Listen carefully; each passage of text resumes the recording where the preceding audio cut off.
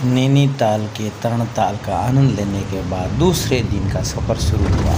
वहाँ से हमने एक टैक्सी किराए की, लगभग 2,000-2,500 रुपये दर्शन के तय हुए और दूसरे पड़ाव की ओर निकल पड़े। पहाड़ों का और पेड़ों का विहंगम दृश्य, यानी जीवन को आनंदित करने वाला। 4-5 लोग बैठने जितनी टैक्सी ली हमने।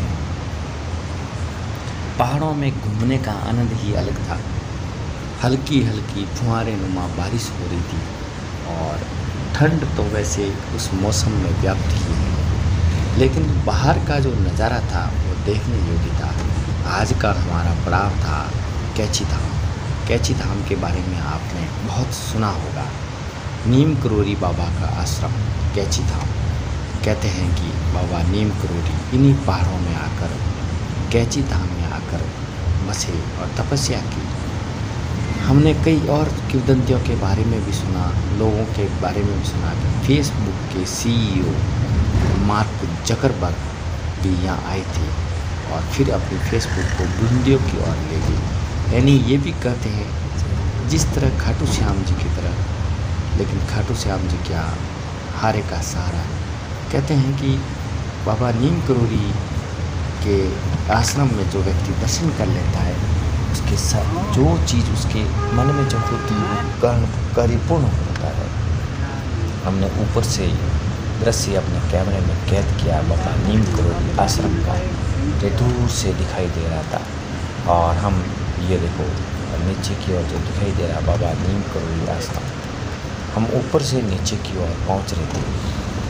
पहाड़ों का बहुत ही मन को लुभाने वाला, आनंदित करने वाला दृश्य। यानी जीवन में कभी आप जाओ, मित्रों संग जरूर जाओ, मित्रों के संग आपस में ठिठोलियाँ होती भी रहे। ये देखो बाबा नीम करोली का आश्रम, गाड़ी की क्या गति और बाबा का धीरे धीरे आता हुआ मंदिर बाबा नीम करोली। कैची धाम पहुँच चुके हैं हम। बाबा नीम करोली के दर्शन की जो जिज्ञासा मन में है वो आज पूर्ण होने वाली है। हमारे मित्रों के संग मित्रों को धन्यवाद देते हुए इनके सानिध्य से आज हम पहुंचेंगे कैची धाम। ये देखिए जैसे हम गाड़ी से उतर चुके हैं और भाई साहब जगदीश जी जो ऐनक चश्मा पहने हुए आगे चल रहे हैं। ये नीम करोली बाबा का आश्रम। डॉक्टर साहब, देवड़ा साहब और महेश्वरी जी भी साथ में। मौसम बहुत ही अच्छा, पास में नदी कल कल करती बह रही है। नदी की आवाज़ भी कुछ हमारे कैमरे में कैद हुई, वो भी आप सुनिएगा। तो मंदिर की ओर हम चल पड़े। ये नदी का दृश्य, यानी इस आश्रम में आपको जीवन के हर पहलू मिलेंगे।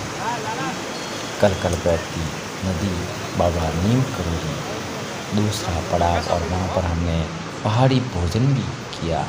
जय बाबा नीम।